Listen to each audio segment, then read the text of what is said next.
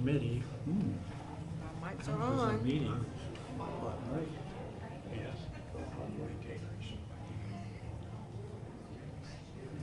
I trust you had a good weekend. I did. How was yours? It was good. Good. I did. Tony, that's your name, right? Tony? Tony Sumner. Hey. I am. Everything okay?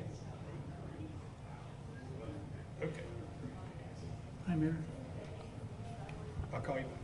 How are you? Good. Good.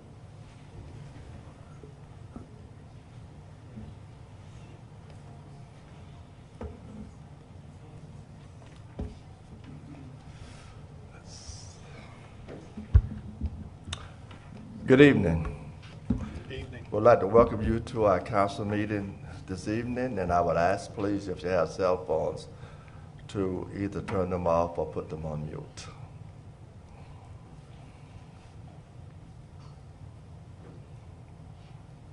We would stand and have pledge of allegiance by Council Member Joyce and prayer by Council Member Malinowski. I pledge allegiance to the flag of the United States of America and to the republic for which it stands, one nation, under God, indivisible, with liberty and justice for all. Bow with me, please. Lord, grant us open minds and patient hearts as we hear our neighbors' requests and concerns. Help us to be fair, thorough, and consistent in our decisions, working always to bring unity and strength to our community. Amen. Amen. Amen. Thank you. The first item on our agenda this evening is a presentation. It's a proclamation for Childhood Cancer Awareness Month, Alan and Karen Murray. I'm going to read the proclamation from here, and after I read the proclamation, I would ask you to come to present the proclamation to you. And I notice you have a lot of friends here with you tonight. We would ask them to come to be in the picture as well when the picture's taken, okay? Okay. 2025 Childhood Cancer Awareness Month proclamation. Whereas childhood cancer affects 47 new children each day nationwide, a battle which impacts entire communities, including parents, grandparents, siblings, friends, and neighbors. This disease impacts hundreds of children each year in the state of Georgia, including some of Madison's youngest and most courageous citizens. And whereas Childhood Cancer Awareness Month is recognized in September with the goal to increase awareness of childhood cancer, the need for more funding and research and to support those families in Madison affected by childhood cancer in honor and in memory of their children. And whereas families who have a son or daughter who are fighting or have fought active childhood cancer treatment often experience long-term effects from the treatments that has helped them survive and need additional emotional and medical care long after the final treatments are completed.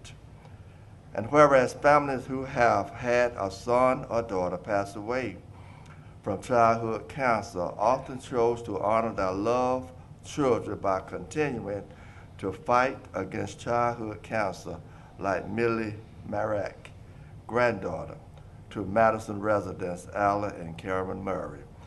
Millie passed away at age 3.5 years old in 2021, and her family started the Mighty Millie Foundation to continue funding research as well as spreading joy and awareness for families fighting childhood cancer.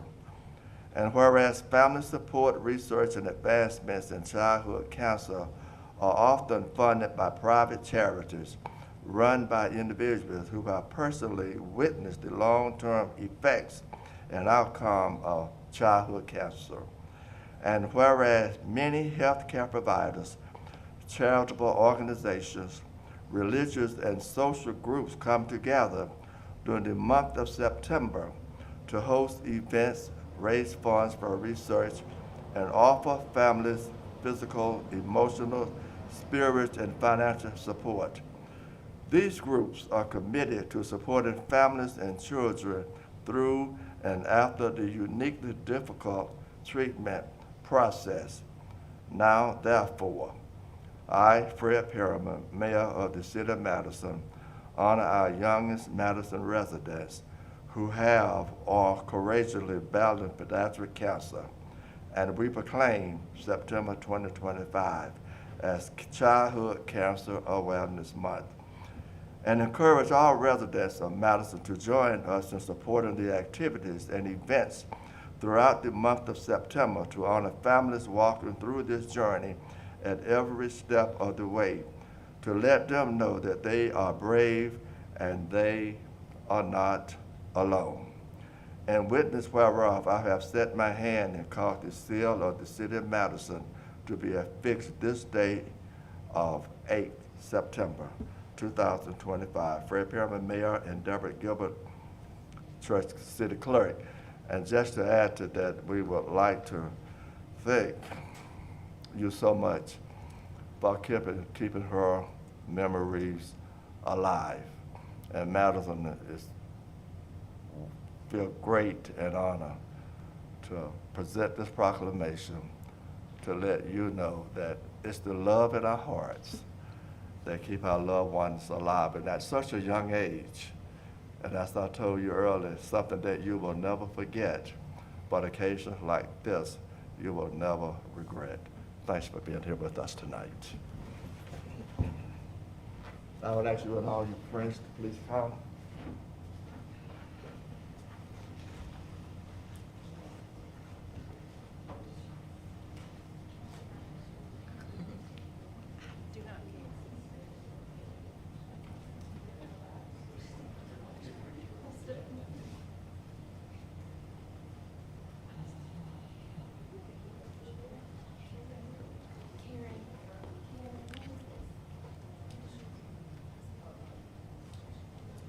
Hi, Dr. Zan.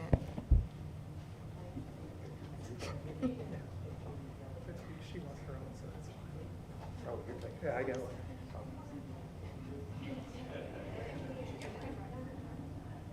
All right.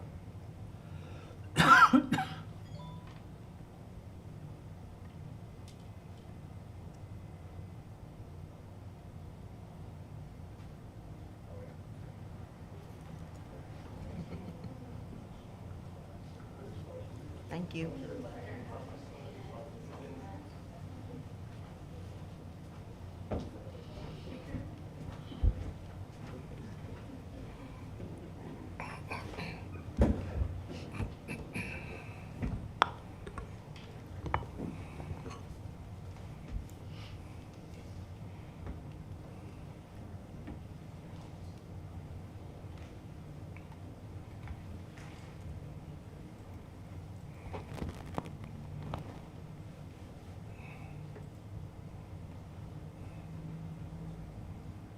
Approval of agenda items. Is there anything that needs to be added to our agenda this evening? I need to add one thing. Carol Robinson would like to be on our agenda first to talk about a health wellness grant. If I can get a motion in a second to add this to our agenda for tonight. So moved.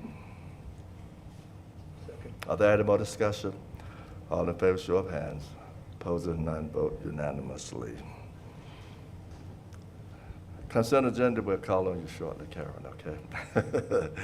Approval of consent agendas. We talked about our consent agenda in our work session.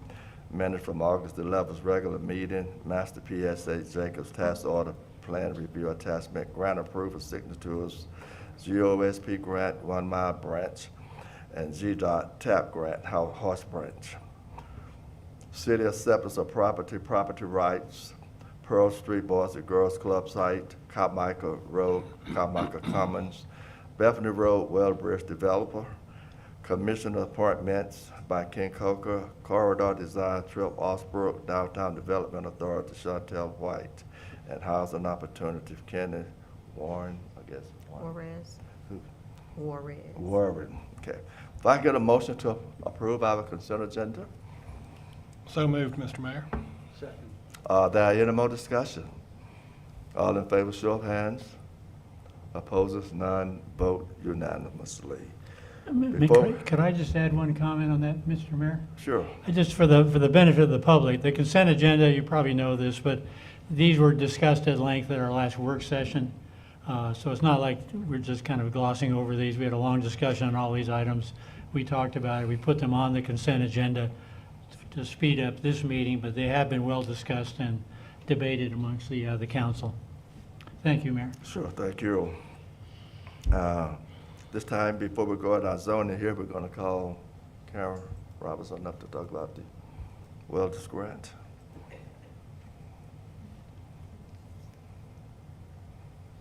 Thank you, Mr. Mayor and Council. I'll be brief. Just wanted to share that the Georgia Municipal Association annually puts out a call for applications for cities that are interested in applying for funding to support health and wellness for their employees. This year, I submitted the application, and I'm happy to say that I received the award notification on today for a grant for $5,000. The grant will be used to support proactive steps towards encouraging our employees to have healthier lifestyles. Some of the things that it'll be focusing on are programs and activities that will address chronic health issues that some of our employees have been experiencing. We meet with a representative from GMA annually, and some of the things that we see in the lifestyle reports, mostly we're seeing that employees are struggling with hypertension. And so we hope to be able to put in some programs and activities that will encourage employees to put steps and practices in place that will encourage a healthier lifestyle. So we'll utilize the funding to some of the things that we're looking to hopefully put into place and to use the funding for are to offer regular opportunities for nutrition, education, and physical fitness awareness, preventative care, stress management, and also some physical activity. One of the things that we will be conducting is a health fair, hopefully to do that in the spring, where we bring out some vendors that can target the different areas of our employees' health and awareness so that they can begin to find ways to increase their health awareness and also to use their health insurance to go and have those wellness exams. So you'll be seeing, as you all receive the communications that I send out to employees, you'll also be receiving that information that will keep you abreast of the different programs and activities that we'll be doing. I thank you so much. We look forward to receiving the first half of our grant later this month. That will come to you, Mr. Mayor, so I'll look forward to that check being passed along so that we can begin to put these activities in place, and I'm happy to entertain any questions you may have at this time. Well, we appreciate you applying for this grant each and every year, I guess it is. Yes, sir. And just grateful that the city of Madison is able to receive this grant through you and the support that you give to our city employees to make a difference in their lives. So thank you so much. So do you need for us to approve this grant tonight? Yes, sir, please, Okay, if I if you would get a just motion and a officially second accept it. From my council. So moved. Second. Are there any more discussion? All in favor, show of hands.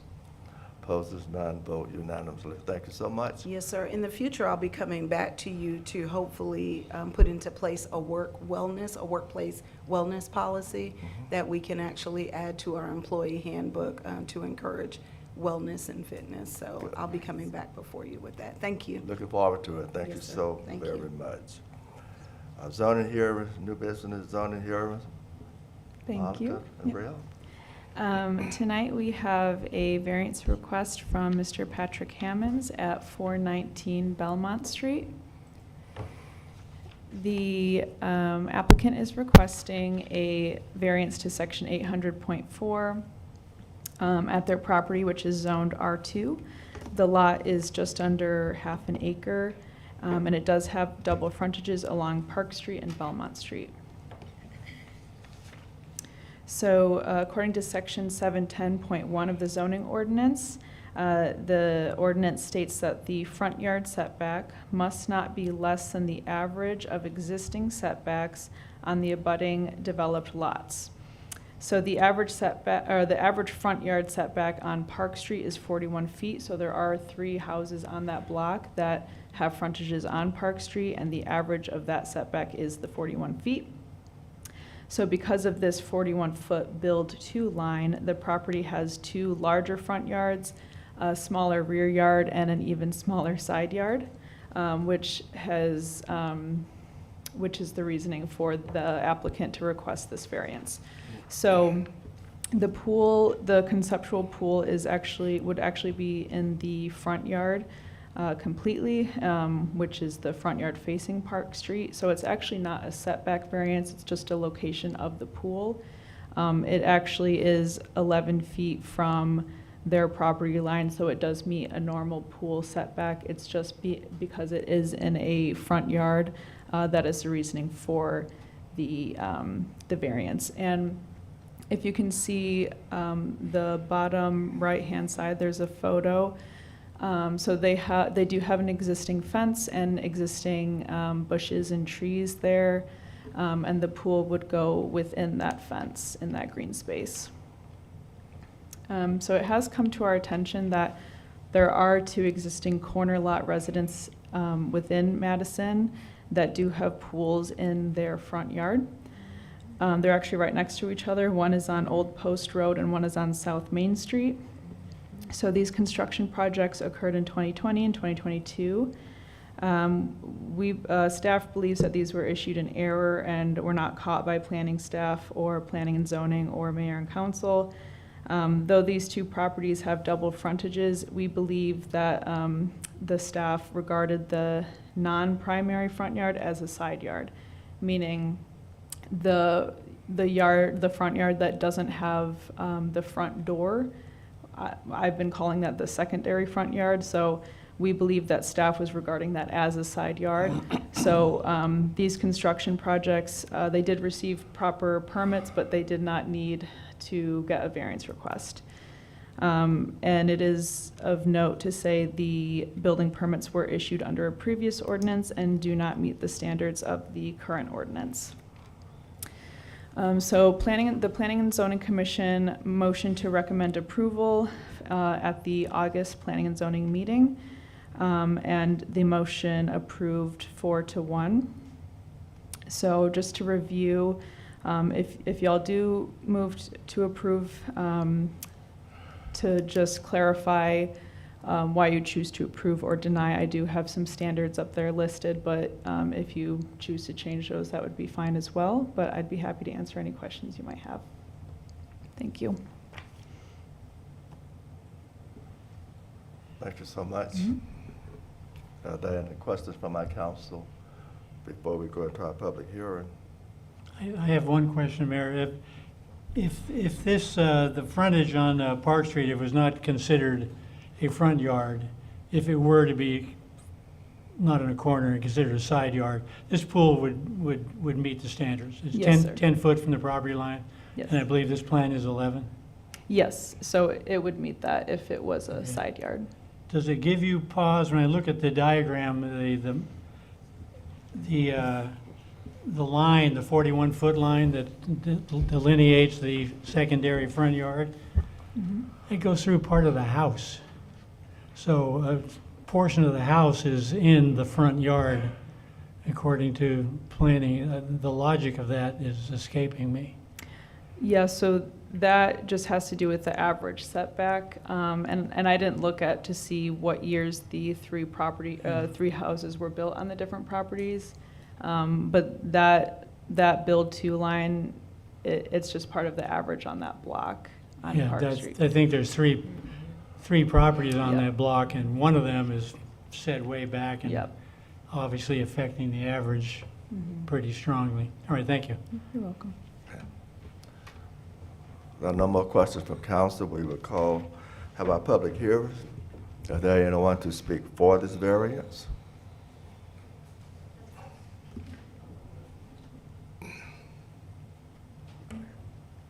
I'm Candace Carlson. I'm helping Patrick with his variance. I'm an architect. and this is Patrick Hammonds. Okay.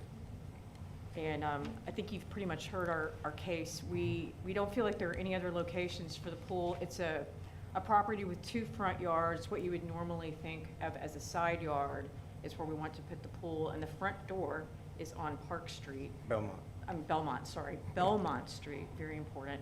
And there's a garage and a driveway in the backyard and in the side yard. And there's a deck and some other construction.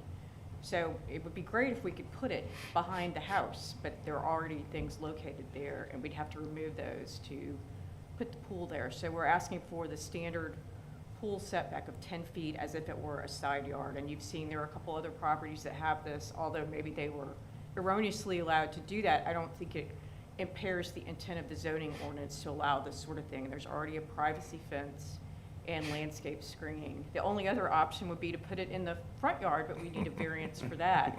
And anything we want to do on this side of the house, as Eric Joyce pointed out, we're going to need a variance for because of the 41-foot setback. So we can't even put an addition or anything such as that, where I think normally we would have a 15-foot setback if it were a side yard for construction.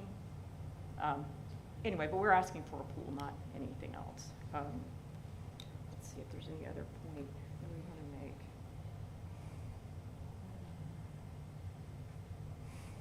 I can't think of any. Can you think of anything to add, Patrick? Okay. Any questions for us? Thank you so much. Okay. Appreciate it. Anyone else here to speak for? Anyone here to speak against? If not, this public hearing of variance for Patrick Hammonds at 419 Belmont Street is closed. Are there any more questions from our council members? Mayor, if, just for the sake of full disclosure, the Hammonds, they're neighbors and constituents of mine. They contacted me probably a couple of months ago to find out why the pool didn't meet the planning department standards. I met with them, we had a discussion. Of course, that discussion, I was told they were under the impression that no variance had been applied for, so I felt free to talk with them. Brought some of the questions to Molly and found out somehow that they had applied for a variance. And my conversation was evidently somewhat ex parte, although I did not know that, and I don't think the Hammonds knew that either. So at that point, I did bring I think a couple of copies of the zoning regulations to them, but I let them know that any conversations after that would be ex parte conversations, which by our ordinance that we're not allowed to do until the hearing tonight. So I just wanted to disclose that. I appreciate you doing that, Councilman. Are there any more comments from my council? If not, we're ready to vote. Get a motion and a second to approve or disapprove. Mr. Mayor? Yes. I move that we approve the variance at M18005, excuse me, based on the public hearing and discussion and considering applicable standards with the following conditions, clarification, and/or changes. There are extraordinary and exceptional conditions pertaining to the property because of the size, shape, and topography. Second. There any more discussion? All in favor, show of hands.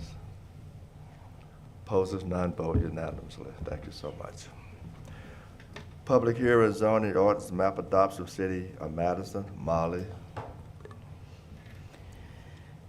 Well, it's time again. We did this in 2019, so it's been a minute. This is our consolidation that we do after several years of having amendments to the ordinance and getting pretty colorful there on our the copy that we have online. We come to you all just to consolidate that. So these are not new changes. They're not new amendments being proffered, save for one that I'll go over. And I'm just going to discuss it based on the text and the map. So for both elements of the ordinance, we have the text and the map. Those have been altered over time from March of 2019 to now. We're consolidating that and bringing that up creating clean copies for us to move forward with. The only change that is being proffered is actually something that was already reviewed and recommended for approval by the Planning Commission, but it was legally noticed twice and never made it onto one of your agenda. And so this was the next time it was coming on your agenda, we felt it was just cleaner to include it as part of the consolidation as opposed to a second motion. And that is for a new setback for industrial properties. We, in our commercial areas, we have two setbacks, one on highways and arterials, one on collectors and other streets. So highways and arterials are big roads, we have bigger setbacks. Collectors and other streets, slightly smaller roads, slightly smaller setbacks. We did not do that when we rewrote the industrial regulations last year. We did hear at the time some concern from several property owners who had property along those collectors and other streets that would be prohibitive for development. We didn't want to muddy the waters at the time, but we did want to bring that back to you all and recommend a reduction of that front yard setback on collectors and other streets to 100 feet across the board. So that is the only thing that isn't necessarily a consolidation of a previously approved element. It is a new element that has been recommended for approval by the Planning Commission and is now before you. There are no changes to the map amendment other than consolidating the amendments you've already made to it. You will need to have two public hearings and two motions, one for the text, one for the map. Thank you, Molly. Are there questions from the council? As I'm maneuvering through the many pages, what was the planning and zoning vote on that one change you just mentioned about the Unanimous. setbacks? All right, thank you. There are no more questions? Sure. I guess I have a question for Monica. When we did the green space meeting, what was last week? You penciled in some changes on the green space. That wouldn't be reflected on this, right? No, sir, it would not. This is zoning only, and it reflects land use that we've already adopted. Okay.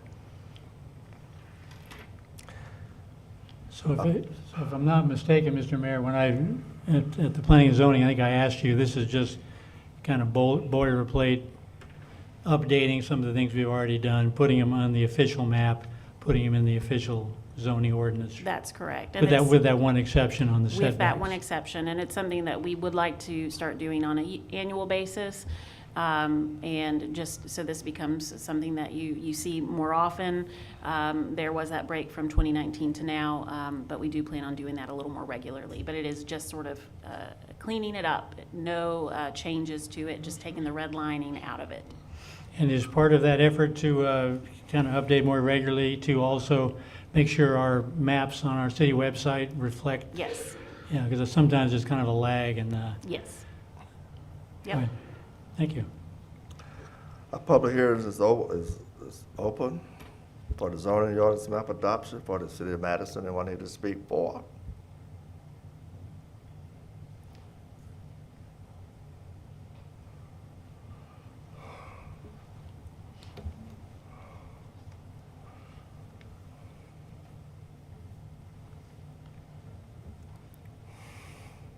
I'm Carol Winslow, and I'm not for or against, but there's no spot to ask a question. I was just wondering, is it necessary for the parks and schools to have the same color as are for residential? I think it's estate lots.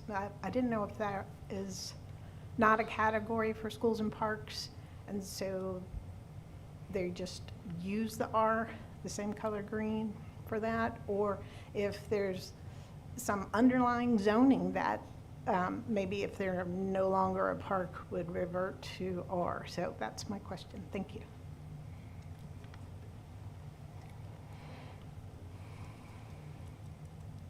I'm just going to wait to be recognized if you want me to answer that question.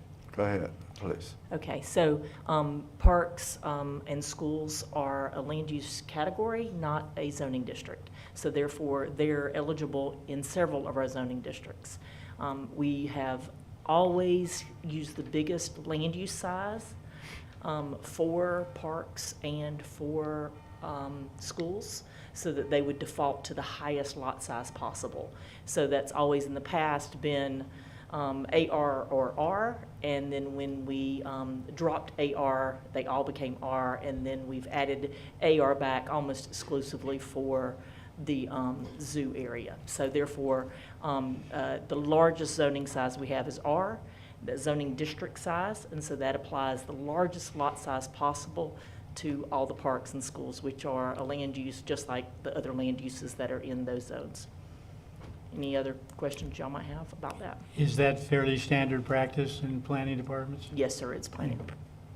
You want green space or schools, when they get abandoned, to devolve to the largest lot size possible. And if you wanted to make them denser, you would want that to be a proactive action, not a default action.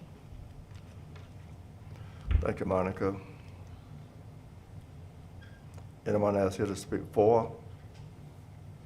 Anyone here to speak against the zoning ordinance? If not, the public hearing is closed. It's back to our council for a vote. Yeah, Mr. Mayor, I would move to approve the zoning ordinance map adoption as presented. Second. Are there any more discussion? All in favor, show of hands. Opposed, none. Vote unanimously. Public hearing, zoning ordinance text adoption, City of Madison, Molly. Nothing to add. You would just want to have another public hearing and another vote. Okay. Any questions from the council for the public hearing? If not, the public hearing is open for the zoning ordinance text adoption. Anyone here to speak for? Anyone here to speak against? The public hearing is closed. It's back to the council for a vote. Mr. Mayor, I make a motion that for the approval of the text adoption based on the public hearing and discussion and considering applicable standards with the following conditions, clarifications, and/or changes. Second. Are there any more discussion? All in favor, show of hands. Opposed, none. Vote unanimously. Sure. Mr. Mayor, I'd like to take a moment and congratulate Molly Bogle. When we rehired her to come back to Madison, one of the very first tasks that we gave her in the planning department was to go behind a former employee and consolidate all the changes, and that meant finding all the documents and all the regulations as they were adopted, as well as all the map amendment. That is never an unchallenging task. In the past, we've consolidated every 5 to 10 years, and with the pace of change, that's been moving a little faster now. So I just wanted to congratulate Molly on a job well done, and I hope you will agree with me that she's doing a fantastic job. Thank you, Monica. Thank you, Molly. Appreciate that, Molly. Thank you so much. She's like a detective. Legal matters, COM-DDA intergovernmental contract. Monica, here you are. Yes, sir. I had to jump. I forgot that I was sitting up here for this one. Yes, sir. So let's see. Almost more than a year and a half ago, the DDA was used as a tool to facilitate 2 real estate transactions for the council for $370,000 taken out of both SPLOST and somewhere for stormwater. John may correct me, that may have come out of general fund. That $370,000 was directed through the DDA to make 2 purchases. The first was for a lot on Pearl Street, which was transferred to the city in June of last year. The second one was for roughly, let's call it 25 acres pre-survey for 2 lots that had been purchased by the Athens Development Company that previously belonged to the Hidden Hills subdivision. That was a $300,000 splost buy, and the DDA went and borrowed the money to close that property, arranging for the other half of the money through the Bank of Madison.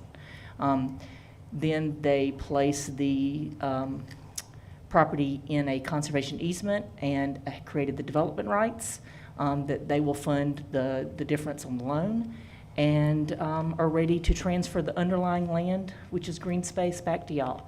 I will remind you that per the agreement, it's also minus 3 to 5 acres for the development of a small cluster.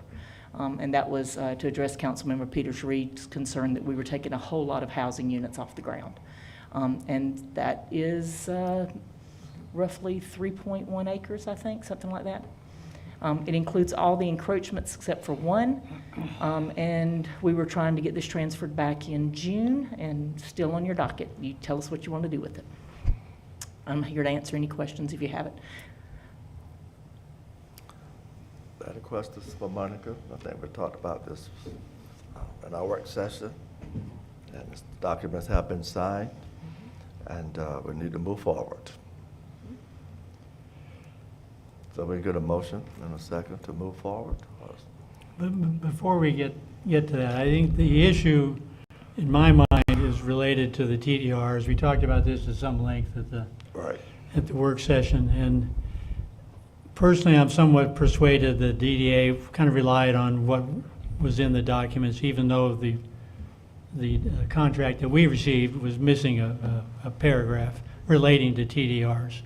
So just so everyone knows, we signed one document, and then the mayor and DDA were looking at a slightly different document regarding TDRs. But I know some of my colleagues have persuaded me that it's maybe not fair to kind of go back. DDA relied on that, whether it was a complete document or not. So I have no problem personally going ahead and approving this as is. But I think going forward, I think it's important that when it comes to TDRs, and if we are purchasing land between DDA and the city, I think there's an equity involved in having the value of TDRs shared proportionally according to how the money is put in. That's not the case in this contract. The TDRs, which have a future unknown value, I understand that, but there is a value when a developer redeems those TDRs. And under this contract, the DDA gets all of those values, even though half of the money approximately came from city taxpayers. And I think there's a fairness issue going forward that I would like to see, if these situations come up again, that we more fairly proportionalize out the value of the TDRs to reflect how much money each entity put in, minus the various costs. I know there's Monica mentioned a fairly substantial cost to list these with the Athens Land Trust, but don't forget, we are under a IGA as a city with the DDA to give the DDA $150,000 every year for the next 5 years. So that kind of skews things a little bit, but at any rate, I would kind of like, before we vote on this, I would like to know if I'm the only one that thinks that kind of proportionality might be important going forward, or whether some of the other council members agree that there's a equity question involved there.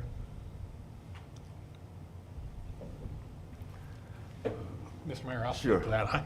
I agree, Eric. Moving forward, that's something we can look at, and I'm glad that you have taken the opinion that this one's sort of water under the bridge, and there was that whole different thing, and move forward with that. I agree with you, Eric. It is water under the bridge. I don't know about the comment where DDA and the mayor signed one contract and then it was another contract. I'm not sure about that. But I do agree with the part where we need to share with the TDRs. That sounds like the beginning of a conversation. Yeah. Yeah, without a doubt. And I had Yeah. request, Jim, that we put it on a work session because there's a lot of detail in there. I think Monica mentioned this one particular contract was $35,000 of legal fees with the Athens Land Trust. That's just the stewardship fee, yes, Yeah, sir. and and there's probably plenty of other fees involved as well, so. But I'm glad that we can at least move forward with the discussion Yes. about TDRs and how they work in these situations. Thanks. And just to add to our DDA team, we appreciate what you do. Sometimes it can be challenging. And as I often say, the DDA is an umbrella of the city, and they does things differently from which the city does things. But we are at a point now, and let me also say that I think our DDA team has always been above board. You know, I don't think they try to do anything underhand, and we appreciate our volunteers that volunteer their time. It takes a lot of time, a lot of commitment, and we appreciate the effort that they put forward for our city. You know, so I'll make sure to convey that to them. I know there's two of them listening, or promised to listen this evening that couldn't be here. There are a couple of things I just want to make sure that we clarify. The same contract that the DDA submitted, I don't want to make Eric mad at me. I just want to put a fine point on it. The same contract that was submitted to the clerk is the same contract that was executed. There was a discrepancy on what got posted to the website. So, again, the same contract submitted to the clerk is the same contract that was executed. Two, I think that we should lobby for some equity for the city when you're funding things, because the DDA needs to take into consideration where they'll be the front man and move that fast. They don't want to be seen as underhanded either. So I think that conversation should come up early, and it should always be where we're weighing in on both sides to see, who wants to take the risk and who's willing to sit back with what asset. And I think Eric's entirely correct in pointing out that the TDRs actually have no value until the moment y'all let them be used for zoning purposes. So you kind of control whether the asset that DDA is holding has value. And then I'll end on this last point. The DDA is an arm of the city. None of them are getting rich. None of them are making personal gain off of this. They're actually working for the city's benefit, and quite a few of us enjoy their projects that are in this room. So I'll make sure to convey your compliments to them. I'll make sure to convey the equity conversation to them. And I hope that you will still continue to treat them like the partner that they are, that came and was willing to execute something in a very timely fashion to secure a pretty big asset for the city. And if I may add, Monica, I was not implying anything untoward. And I do think this conversation is even more important as we consider moving into two other larger areas for Aduras. So there'll be more properties involved that we need to talk about. And so I think that's a good time to have this discussion before they do all the really hard work that's going to come to the DDA with the advancements of the two Dura areas. I think you're entirely correct. And I didn't in any way mean to imply that you were saying that. I just know that we have people who take things and run with it, and I just wanted to cut that off at the pass. All right, thank you. And thanks again for clarifying the signing of the contract. Appreciate that. So, the city acceptance of property and property rights. Monica? Yes, sir. If you feel so inclined, the acreage that is on the plat is roughly, someone who's got better eyeballs than I do tonight, 18.18 or something like that. Just be aware that DDA didn't short you more than the acreage than they said. It's just the survey is always fun to see what it turns out to be compared to what's on GIS. So the acquisition is complete, and if you so see fit, this will be city green space that is owned, and it'll be the first step toward 1 mile preserve. And so phase one, it is under conservation easement, so you're accepting the land subject to that. Is the 3 acres identified on that map? Is that at the end of Billups? Yes, sir, it is. Is that never? That's exactly where, All yes. right. And I didn't even ask, Carrie, I'm sorry, is that where you anticipated? Does it look okay to you? Yes, right at the end of Billups, yes. Yes, ma'am. Okay, any more comments? If not, we can get a motion and a second to approve, to accept this property rights. I'll make a motion to accept the property rights for Terrace D, former Hidden Hills Athens Development. There ain't no more discussion. All in favor, show of hands. Opposers, none, vote unanimously. Thanks again, Monica. Thanks, Jill. Just note for the record that that concludes that contract, and that intergovernmental agreement is now void. I mean, not void, but dead, done, complete. Thank you so much. It's void? Okay, complete. Boy, Wow. Yeah. Did you get that, Jay? I just try to mark those off my list, so that one's done. I'm just making sure Jay, who has to do double duty tonight, is doing minutes and legal stuff. You got it? Okay. Okay. New business. Jared Solicitor Pro Tempore discussion. John, is that you about? Okay.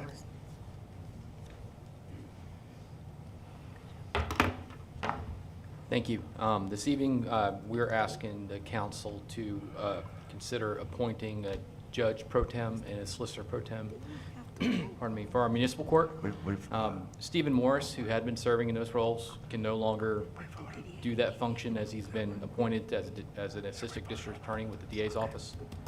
In order to fill that gap, our municipal court judge, Judge Merritt, has recommended two individuals, Lee Abney, a local real estate attorney, to serve as the judge pro tempore, and Taylor Carter, who works in the same firm as our current solicitor, Lee Moss, to serve as solicitor pro tempore. The city attorney advised us that these appointments should likely be made by council. Because Mr. Carter and Mr. Moss are in the same law firm, but our solicitor cannot serve as judge pro tem. There creates a conflict of interest since they're both in the same firm. So the judge would like to see Lee Abney serve as the judge pro tem. It's my understanding that these pro tempore positions have historically not been paid positions from the city. Speaking with the city manager, I asked a question if compensation should be considered for those positions. He asked me to get Judge Merritt's recommendation. Speaking with the judge suggested that the judge pro tempore position be compensated at a rate of $350 for a full court session. He also noted that the solicitor pro tem throughout Georgia that generally is not a compensated position. It's usually paid by the acting solicitor to cover for him. The city attorney, in speaking with him, has also suggested that the council may wish to consider placing both of those roles, the solicitor and judge pro tem, under a contract for clarity and consistency's sake. If the council wishes to take that step, I would defer to what that language would look like to both the manager and the city attorney. Do you have something to add to that, Jay? Sure. Mayor and council, I think it's a great idea to have a backup or associate judge and solicitor. Y'all have court once a month. There can be things that come up that you don't have a judge or a solicitor. Most cities do have a backup. It is common that they are paid. From what I've seen in other cities, and I only have the ones that I represent, they're in the same firm, so it doesn't really matter what you're paying them. This is a little different where they're outside of the same firm from the main judge and the associate judge. And so from talking to the police chief and the city manager today, my understanding is that the associate judge would only be paid and the associate solicitor would only be paid if they showed up on a day. So it'd be $350. Is it $350 for both? Judge Merritt recommended that the judge pro tem be paid at $350 for a complete court session, go through the entire docket for our court day. Is it the same for the solicitor? No, he said that the solicitor should be compensated by Lee Moss. Okay, to gotcha. fill in for him. So, and I think the question arose, should the main judge be paid if he doesn't show up for court? And from talking to the police chief and from my experience in other cities, the judge does a lot of work from month to month outside of court. You know, they deal with the docket, they talk to defendants, they talk to the solicitor and stuff. And so I think what I'm hearing is that the judge would still be paid his monthly rate, even though he does not show up for court. And so that is something y'all need to talk about and consider. We do have a need to have a pro tem for both the judge and solicitor positions. We've already run into an occasion with our municipal court where Judge Merritt was out of town and we needed a municipal court judge, either the acting or a pro tem if we had one, to sign failure to appear warrants or go out to the jail to conduct a bond hearing if somebody needed to go out on a Saturday. So that kind of put us in a little bit of a bind. So I don't mean to pressure council, but the longer that we go without a stand-in judge or solicitor, the higher the likelihood is that we may be put into another bind here in the future. So what happened in the past when the judge didn't show up? Stephen Morris would fill in for him for a court day. Now Stephen Morris was very kind and he did it all pro bono. He didn't bill the city for his services. He was the acting pro tem prior to my coming here. I'm not sure how he was appointed, if council appointed him or if the judge just selected to do it. I'm not exactly sure of those details, but my knowledge is that historically has not been paid, and Stephen Morris would fill in as needed, and it's exceptionally infrequent for this to happen. Judge Merritt usually schedules vacations, conferences, and trainings outside the normal court calendar, so a stand-in for an actual court day is very, very rare. It's just at times where he may be sick or something to that effect that we may need somebody to stand in for him without being able to make a prior arrangement. I mean, I have no problem with it. I know how our council members feel to keep our court moving, you know. It's just very rarely, I'm sure, that this will happen, I assume, Chief. So I've been here a year now, and it's only happened on one occasion. Yes, sir. Mr. Mayor, for one thing, Chief, I'm a little confused why you are bringing this to our attention, why the judge isn't bringing it to our attention, or perhaps our city solicitor. I chaired the review committee for the city solicitor just a few months ago, and one of the questions I asked at the end of our review was, is there anything we can do to make your job easier, better, more efficient? And there was no mention whatsoever about adding. In my 8 years, almost 8 years on this council, I never heard of that position. Our police chief, for some reason, is asking us to create and fund a new position in the court. I don't quite get it myself. I'm not saying, and there's also the argument if someone doesn't show up to work, but they're paid for that, maybe that's why they've been paying their replacements. But I mean, you've been here a long time, Rick. I mean, or the mayor, we've never had any pro tems for either one of those positions. I'm not saying we shouldn't now, but we certainly haven't had before, paid or otherwise. I mean, I know there's been occasions when Judge Stevens Morris, or, sorry, Stephen Morris would fill in for Yeah. Judge Merritt. Is that who you're referring to, Councilman? I'm sorry? I apologize. There are occasions, and were you referring to Stephen Morris, who would Yeah. occasionally fill in? Yeah, I mean, maybe he had the official title of municipal judge pro tem. I wasn't aware of that. And certainly, there's never been any budget item, because if someone doesn't show up for work, the judge or a prosecutor, and he has to get a replacement, maybe he should be compensating them like they have been, I guess, because they're getting paid, but they're not there that day.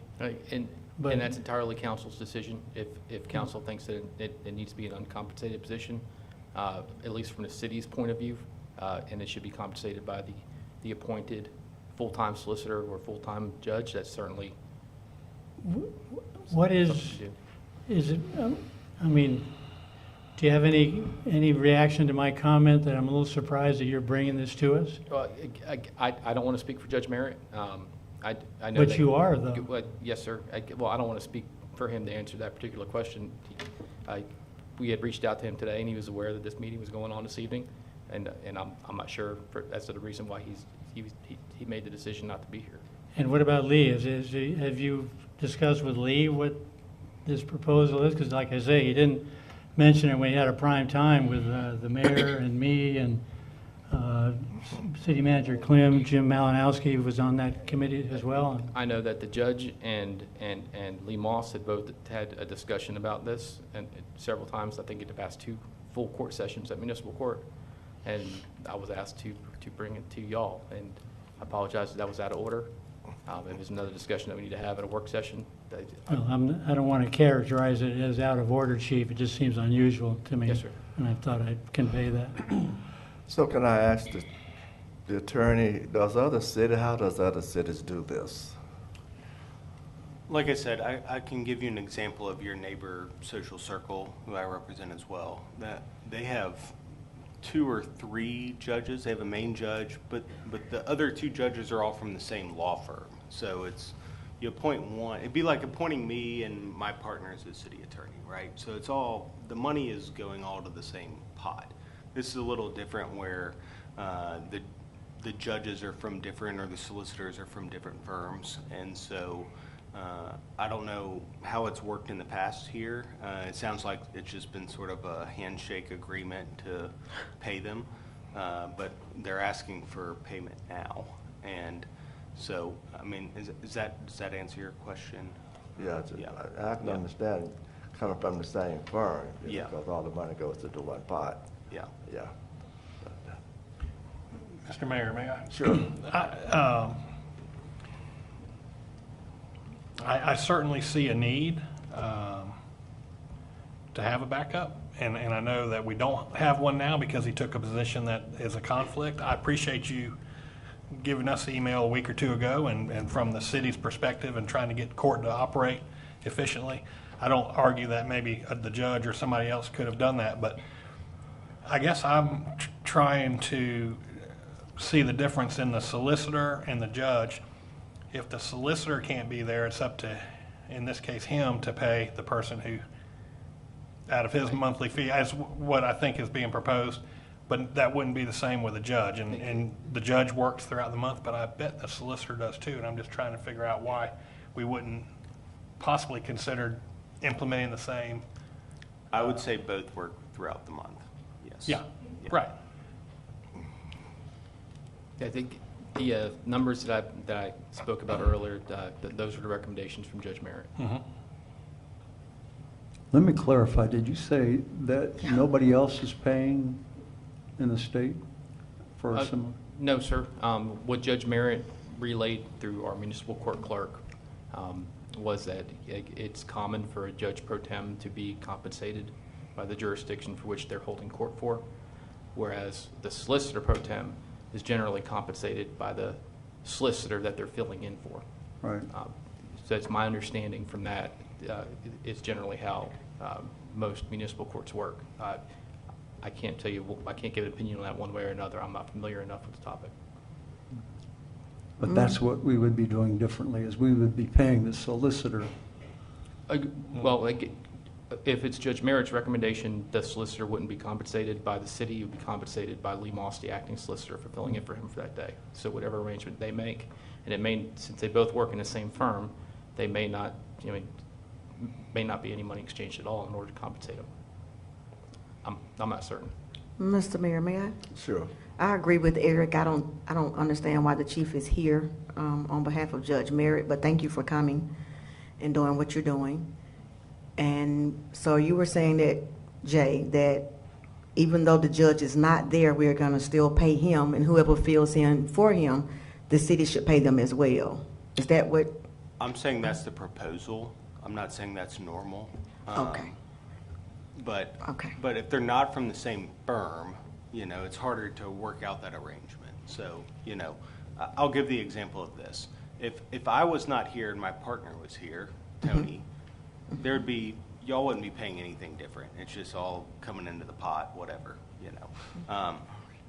If it's two different firms or two different lawyers, there may be some reason to pay the associate rather than or the pro tem rather than the judge. And that is something we need to work out. If you would like me to, I can ask around and see how it's done in other jurisdictions other than the ones I'm familiar with, because all the ones I'm familiar with are all the same firms. So it doesn't really matter. But if you want me to look into that, I'm happy to. And I don't know if it has any bearing, but I just met with Karen Stapp today, and we still have the same rate pay for Lee Moss, even though we approved it. So she's cutting a check shortly for making it the increase from $850 to $1,000 retroactive to July 1. So he's gotten a raise. I don't know if that's germane to this subject or not, but at any rate, he did get an increase. I don't know what happened with the judge. I wasn't on that review committee. But My understanding from what the chief has said, and I don't know these firms personally, but Lee Moss, I guess, has a partner that would fill in for him, so it's all the same firm. Is that correct? Yes, sir, that is. Okay. And the judge, it'd be Lee Abney, and they are not at the same firm. So that's sort of the difference there. well, on that subject, is there any potential conflict of interest, Jay, between Lee being our municipal, Lee Abney being our municipal court pro tem judge and being the official counsel for the DDA? Is that anything we need to be aware of? I wouldn't foresee any conflict of DDA cases going before the municipal court. Now, if I'm trying to even think of would that be the case, and I guess Monica's still here. If a property was in a code enforcement thing that was owned by the DDA, that would be an issue. But other than that, I don't see a true conflict. Yeah.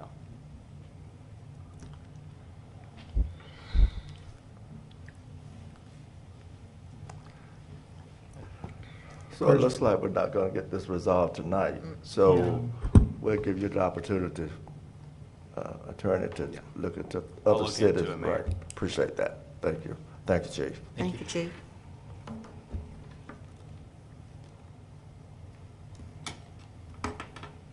Are there any more comments from my council? If not, we're open for public comments, comments from the public.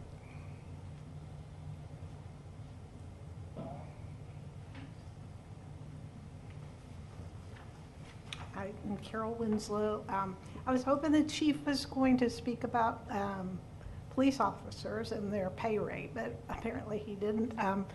I think I have heard that we may not be paying as competitively as surrounding areas, and maybe we are still short one police officer, and I really would like to urge you to consider increasing their pay and so that we can attract a full force and also retain them. I also would like to start encouraging you to study what it will take to keep our trail system safe for those who use it.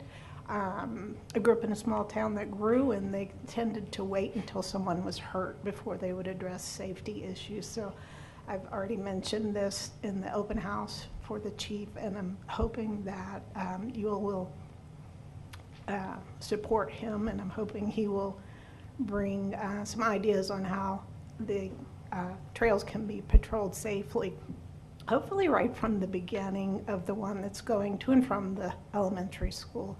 So that's kind of a key issue to keep our little sweet ones safe as possible.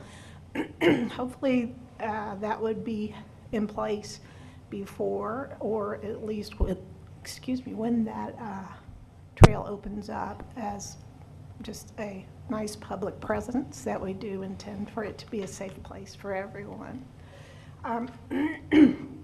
My second topic is about the building of housing in the Hidden Hills area. In December of 2021, there was a group of citizens who came and spoke with great passion. They weren't angry, they weren't sad, but they were very passionate about not being fully informed about Canaan Crossing being built in their neighborhood. And they were very clear that they wanted to improve things going forward so that other communities would not get that surprise but be involved when something of that magnitude is built near them up ahead of time, and thus be allowed to have input into it, but certainly to have knowledge of what's going to be built. So I'm urging you to maybe exceed your efforts to involve the community so that they do know what's going on and aren't surprised. I think that fairness should be accorded to every citizen, and whether they're in the highfalutin or the modest neighborhoods, as I think we called them at the work session. So I urge you to please do that. In the past, one of my organizations has suggested that when something is going to be built or changing near or for adjacent properties, that letters be sent out. So I would encourage you to do that rather than place ads in the paper that people might not see. So thank you very much. Thank you. Any more comments from the public? If not, this meeting is adjourned. Thank you so much for attending.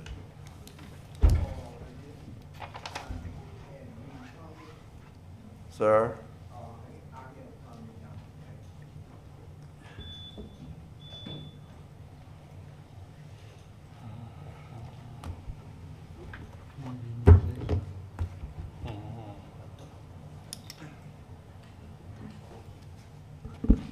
Good evening, everybody. Evening. I heard the lady was talking about the police department, that it was 5 years ago that we didn't have but 2 policemen on duty during the nighttime, and we yet don't have but 2. In my neighborhood, about all the bad, try and go on, not on Main Street. We had the police department set you on Main Street during the nighttime, not in my neighborhood with all the crime going on.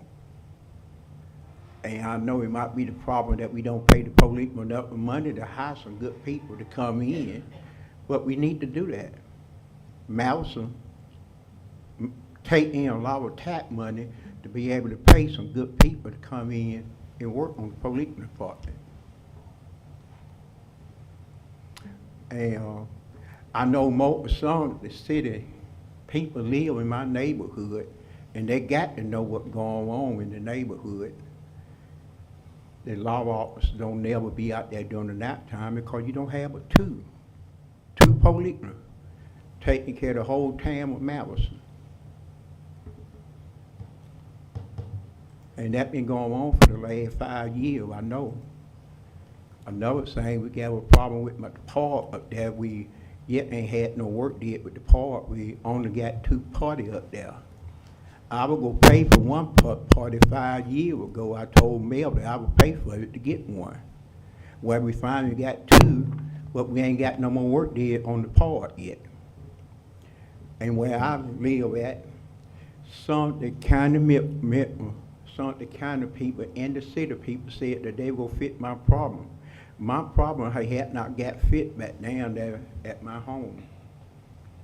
And it was a problem that the city levied a engineer got by on putting the apartment back there without putting the right kind of pipe in there, without doing the right thing, put it in the irrigation point. And I know y'all not gonna sit up about it, but I will be back again next week. I'm sorry I didn't get a chance to go home and get all my paperwork up. But most of all y'all said up there, y'all had told me that y'all would get my problem fixed. And it's been over 5 or 6 years. Some of the people not even up with the city now. And my problem yet there. And I got to say it again, the city went trawled the road and done a $300,000 job in a neighborhood where about the bill was supposed to be done it the right way. And the city paid for it. And I know that the city paid for it because it was in the paper.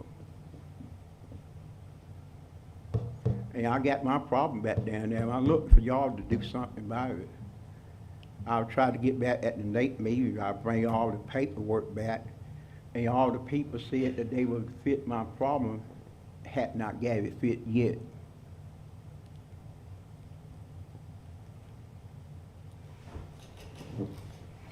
Thank you, sir. Any more comments from the public? If not, this meeting is adjourned. Thank you. Thank you. I'm joined in the